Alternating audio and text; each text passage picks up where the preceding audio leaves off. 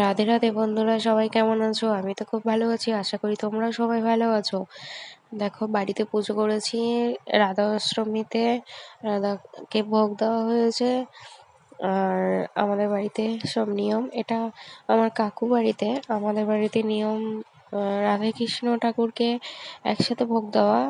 আর যেহেতু আজকে রাধা অষ্টমী, তাই রাধাকেই দেওয়া হয়েছে ভোগ।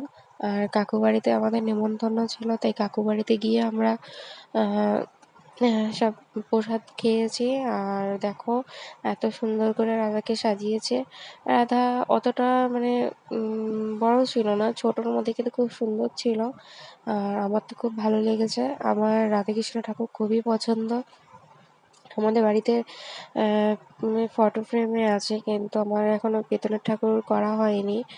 আমি যদি পারি, ভগবান যদি আমাকে কোনোদিন নিজের পায়ে দাঁড়াতে পারি, তখন আমি রাধা কৃষ্ণর মূর্তি বানিয়ে সেভাবে আমি সব পুজো, রাধাষ্টমী, জন্মাষ্টমী, কৃষ্ণর জন্ম সব কিছু পালন করব, যদি ভগবান চায়।